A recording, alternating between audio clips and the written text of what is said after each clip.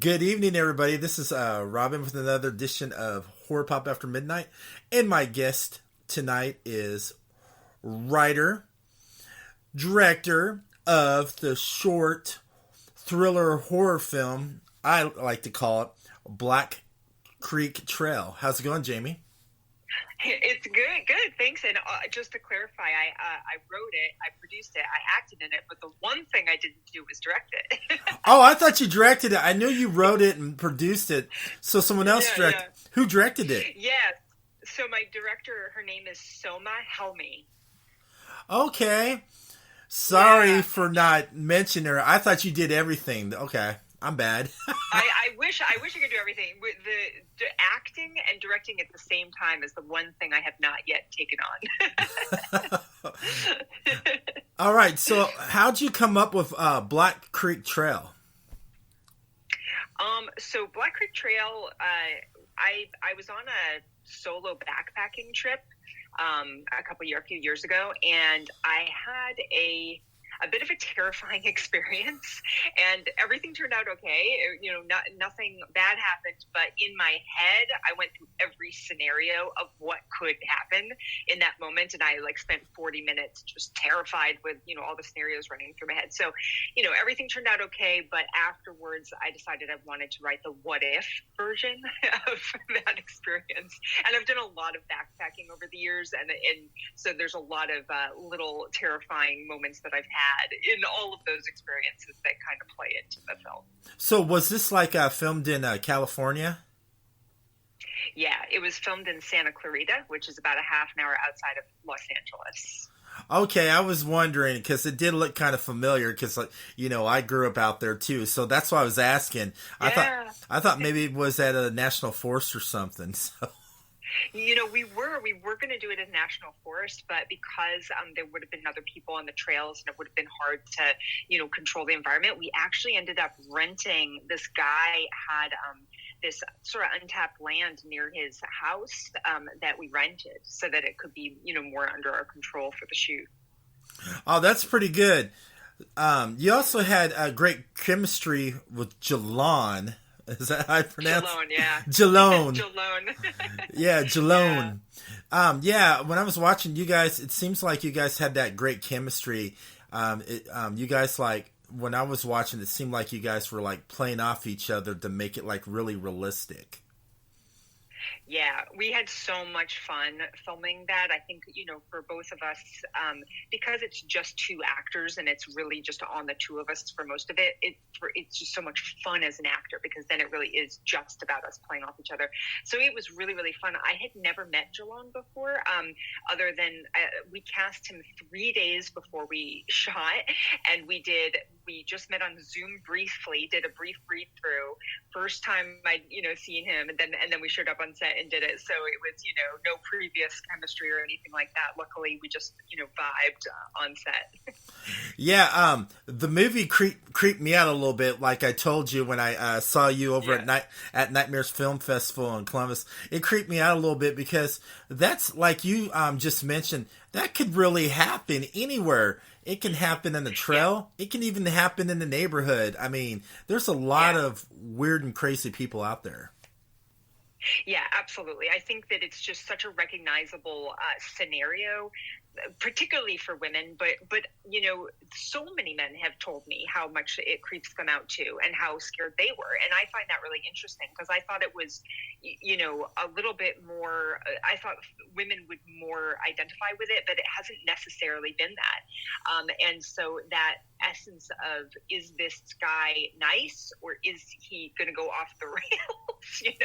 You just don't know. And I think you're right, especially in our society today, that happens more and more often, and it is frightening. It is frightening. So I'm glad. I mean, I'm sorry, but also I'm glad it scared you because that was the intent. Oh, it did.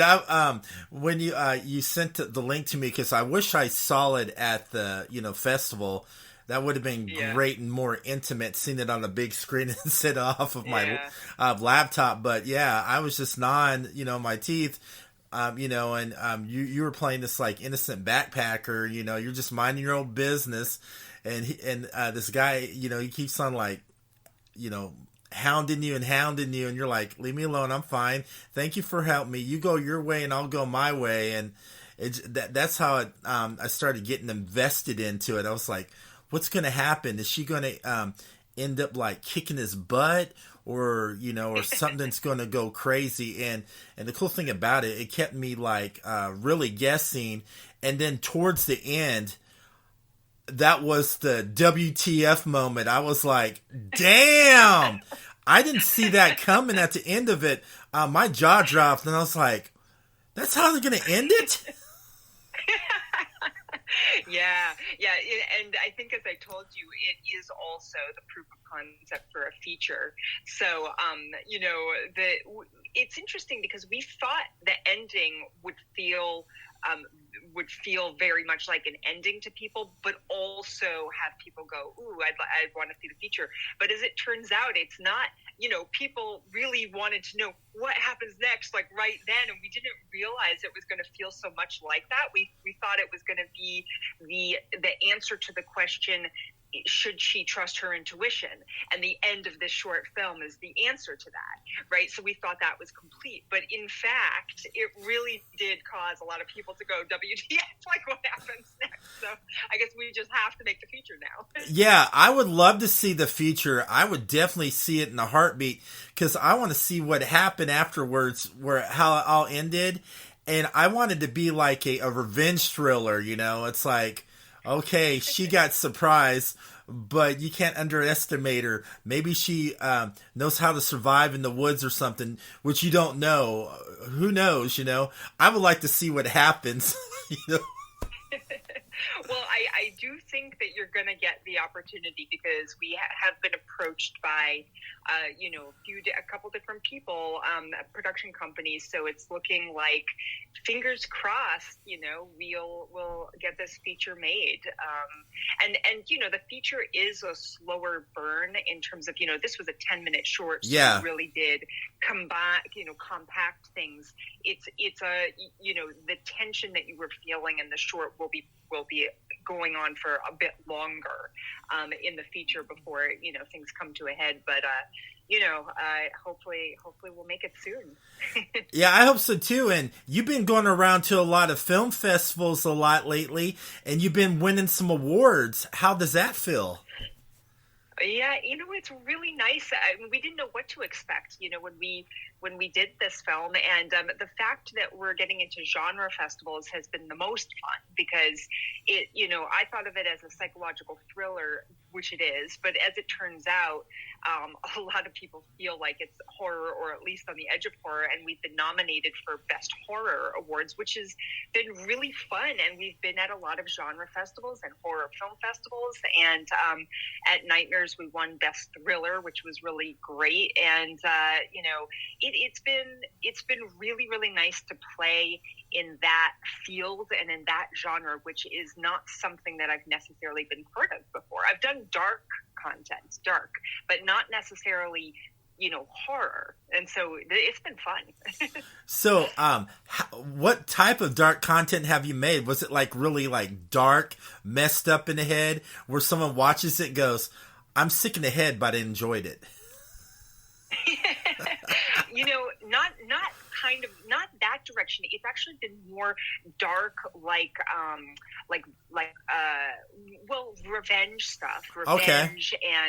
And also, violence against women, like dark topic matters. Oh, nice. Drama, I've done a couple that have involved sort of revenge and, a woman having some trauma and then, going on some revenge streak. One was a short that I did that I'm developing actually into further potentially a series or a feature that was her brother dies of a drug overdose, and she goes after the drug dealer, in revenge, so that kind of dark content, not necessarily like the sick in the head type although I guess you could say, it's revenge, so I guess. Yeah, it could be like something like Death Wish or something. Yeah. Yep, true, yeah.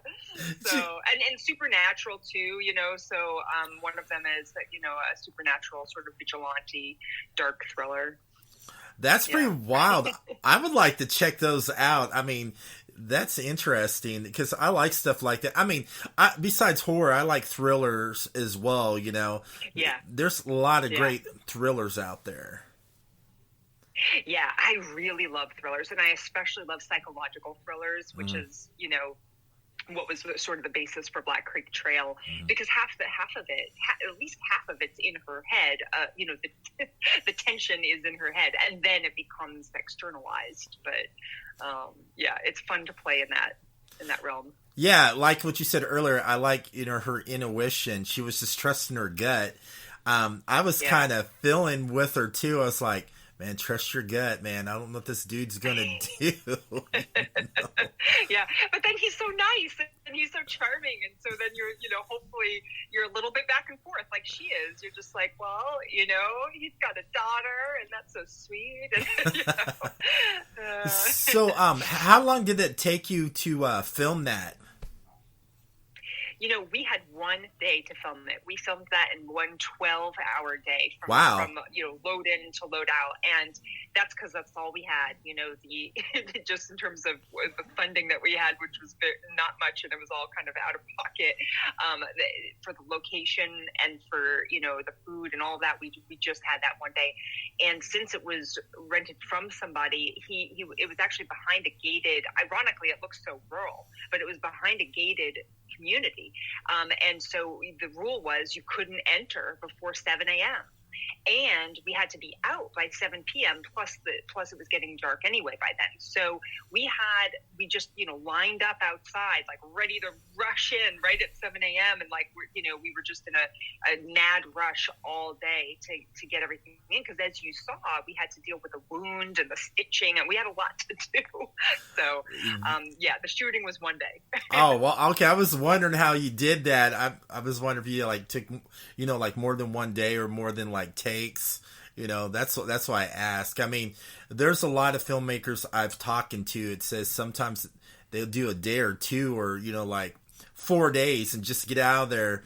So I bet it was probably took a lot of toll on you too. You know, just to get everything just right in that one day without screwing up.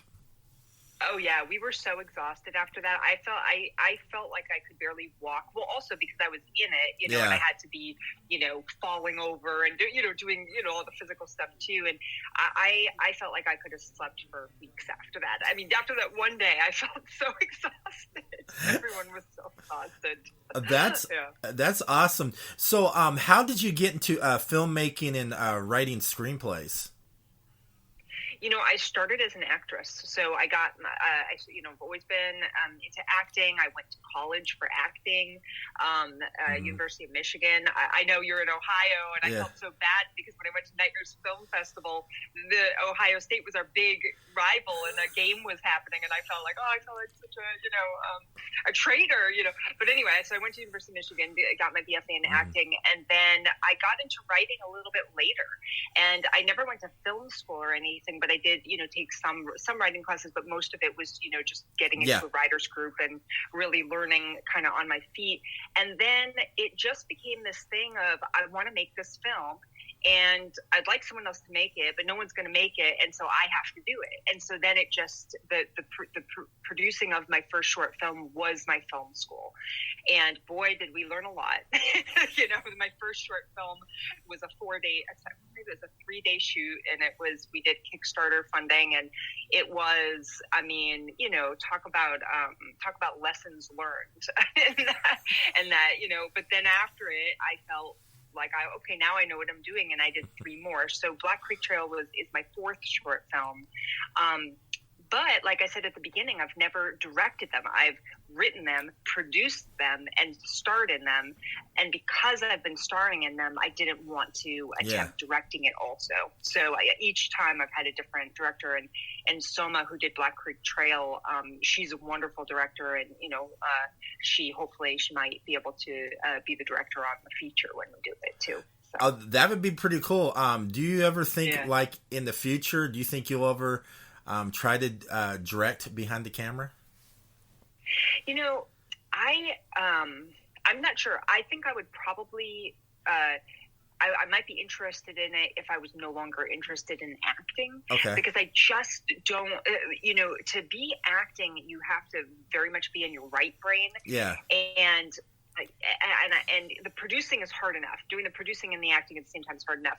I can't imagine, and I know people do it, but I can't imagine trying to also be directing at the same time. So I think if I was ever to be interested in directing, it would be at a time where I was overacting. Like I'm done with acting. Now I want to try directing. So right now, I still love acting so much that I'm not interested in directing at the moment.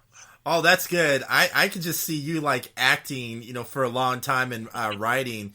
So when you wrote like Black Creek Trail, how long did it take you to write the script? So the script first I wrote it first as a feature. So 100-page screenplay.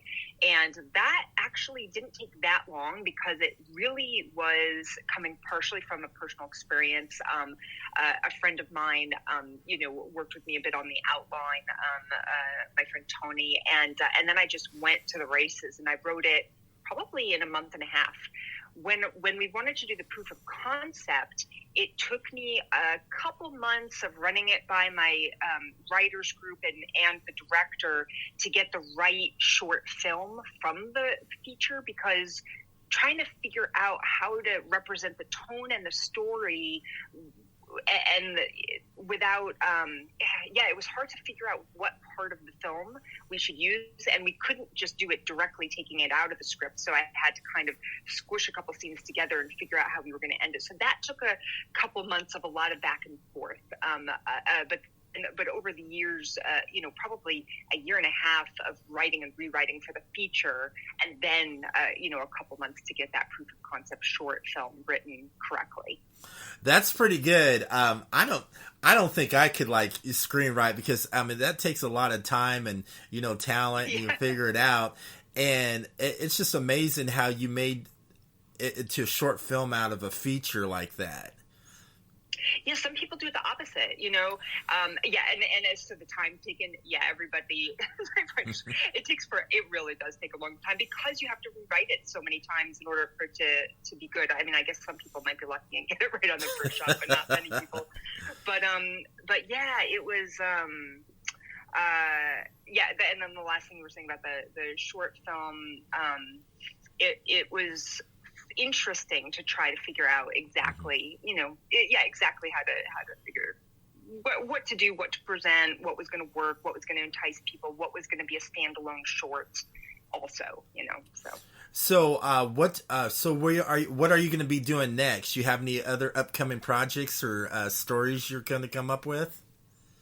Yeah, so in addition to trying to get this feature made, which we are very much trying to do for Black Creek Trail, I also have a couple of I just started working with a manager, and together with him, I've been pitching some ideas for more psychological thriller type features, and I'm in the middle of outlining one, and so I'll have another one of those written hopefully pretty soon. I'll be working on the outline until it passes his test of acceptability, and then I'll move on to the writing of it. And in the meantime, I've got some other projects already written that I'm pitching to people, and one of them is the dark vigilante sort of revenge thriller that I mentioned. That one is had written as a TV series, and so we'll see what comes of that. But otherwise, I'll be writing another feature. Oh, I can't wait! I'm dying to see what you're gonna do next, and I mean, this is my first time seeing some of your work, but Black Creek Trail, I mean, you just nailed it. I mean, you really did. Oh, thank you so much. I really, really appreciate, I appreciate that you sort of got it, and that you, took the time to watch it. And I'm really glad it spoke to you, because it was really fun for us to make. And the most fun is the audience's reaction. The most fun is hearing, people, how it affected people. So. Yeah. I've been sharing it everywhere with my friends. My friends are like, "Where's this at? How can I watch this? I want to see this." like, I was like, don't look at me. Go to a film festival. Go hit Jamie up. Don't. Oh, that's so nice. So yeah, so I mean, I think we're going to be pretty much done with the film festivals. We have a couple more coming up, but Shock Fest, which is an online festival out of New York City, is happening in December, and so we'll be screening there. I think for the full month of December, and that's online, so that's easily accessible. And then we have probably a couple more film festivals coming up in the early year, and then we'll eventually release it online somewhere, so that people will be able to watch it, prior to the feature gets made. Oh, that'd be pretty cool. So when you when you start finally showing it online, are you gonna have like a legit short theatrical poster, like a cool looking poster? We have a poster that we've been using for the festivals, and so I think it's the one that you've seen, though. I think that's maybe the one that you've seen. Yeah. So that's what we've been using as our poster. We have a different poster that we were using to promote or to pitch the feature. Yeah. But we used kind of shots from what we actually shot for the short film. So we'll probably just keep that poster for now, but then for the feature we'll have a whole different thing going on. Yeah, you need to get like a real good one, get like a good artist or something, and have it looking like you were like shocked and scared in the poster or something. Yeah, it's like there's a still photo that we used at the Nightmares Film Festival that's exactly that, of like me looking shocked, and so that's the still photo that we've been giving to the festivals for it, because you're right, that's kind of captures everything you need right in that photo. So how much fun did you have at Nightmares Film Festival in Columbus? It was my first festival. And what was it like, to get to talk to Jason as well? It was so much fun. It was the first time I'd been to Nightmares. It had been highly recommended to me by a good friend of mine who'd been there before. And I have to say, first of all, from Jason and Chris, who run the festival, those two guys are so cool. They're just so cool and so down to earth and so kind and so welcoming and generous. And, they just create an atmosphere for the filmmakers, just as filmmakers artistically, that feels so positive and uplifting. And then ironically on the other side of it, there's all this dark genre, bloody, gory content going on. So it's kind of a weird contrast, but I had so much fun. I met so many great filmmakers, met wonderful people like yourself. And it was just, everyone there was excited to be there because of the love for the genre, and also, because of their previous positive experience at Nightmares. A lot of people have been returning for, met numerous times in a row. So I had a great time. I really did. So what'd you think about the beautiful Gateway Film Center in Columbus, which is, partner with a Sundance Film Festival? What'd you think of that theater? Wasn't that theater just like... It was incredible. Yeah. It was incredible. It was one of the, it makes a huge difference when you take so much time with your film, dealing with the color correction and the sound and all of that, and then it's screened on such an amazing venue where the quality, the production value is supported by the technical situation that they've got going on. So it was amazing to see it on that screen, and then of course the whole center itself was just it created a hub for the filmmakers to hang at. They've got like the bar, the lounge downstairs and the little bar thing upstairs, and it was great. What a great location. I liked it. That was one of my favorite theaters. It's like, man, I wish I had one near here in Cincinnati. I'd be going to that theater all the time. What a great place. And then, of course, Chris, working both at Nightmares and Gateway, having that connection between the two. Yeah, I didn't get a chance to meet Chris, but I heard he was pretty cool. He's so nice. The two of them are just an awesome team, for sure. Yeah. Yeah. So that's good. So of all the film festivals you've been to, I bet you probably met a lot of interesting people, too. Oh, yeah, absolutely. But you know what's so great about it is that when you're out in the film festival circuits, these are, people who are making it happen. You know, Yeah. it's so hard to make a film, and especially on the indie level, it's so much blood, sweat, and tears. It's so hard to get the funding together, or you're putting it on your credit card or whatever. Yeah. It is. People are just in the trenches, with this indie filmmaking. And so when you're there and you're meeting other filmmakers who have gone through it too and who've done it and overcome all the obstacles and then have this, cool, interesting artistic thing to show for it. I mean, it's just such a great opportunity for connection and celebration and all of that. And yeah, met some cool people for sure and interesting people for sure. Oh, it was great. It was funny how we met. We were sitting there I was just sitting there, walking around waiting for it to open up. And then there was this guy in front of us, pounding on the door. And I'm like, dude, calm down. I got kicked out of my Airbnb at 10 a.m. So all I could do was just stand in front of the doors and wait for them to be opened. We were there so early. But, I know. And it was funny. You have to admit that guy was funny pounding on that door though. Oh yeah. He was not happy that it was locked up. Someone did eventually come down and let him in. Oh, did he let him in? And then someone eventually. So after a while, I decided to walk down around Columbus, just to kill some time. It's okay, let's see if it's open by now. Yeah. No, that was a perfect opportunity for us to chat while we were just waiting. And it was cool. And you also got to meet those two brother filmmakers, the Barber brothers. Yeah, and we exchanged films afterwards, so I got to watch their short, which was awesome as well. So yeah, that was great. It was a very serendipitous situation, so that we could be able to exchange the films. Yeah. It was. I liked them both, and then I've been sending you some crazy shorts too. It's here, Jamie, check this. Yeah, you're really in the groove. You're really in the zeitgeist of what's going on. So you've been traveling to more festivals since then? So far, I've been, like I said, I've been podcasting for 3 years. And this year, besides Nightmares in Dayton, those were my first 2 film festivals I've been to, and I'm hooked, and I want to do a bunch next year. Yeah.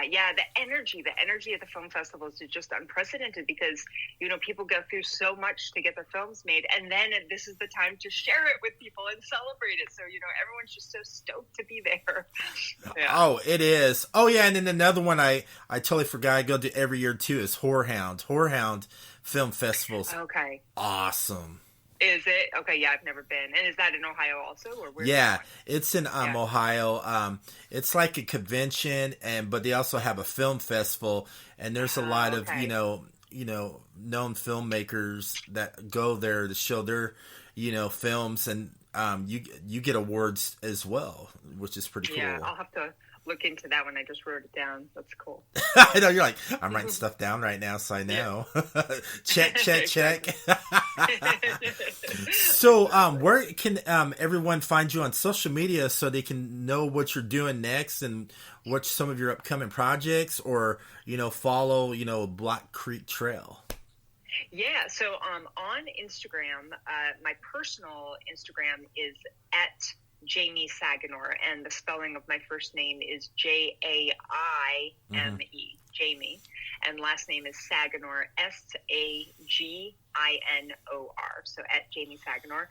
If you want to follow Black Creek Trail on Instagram, it's at Black Creek Trail Short.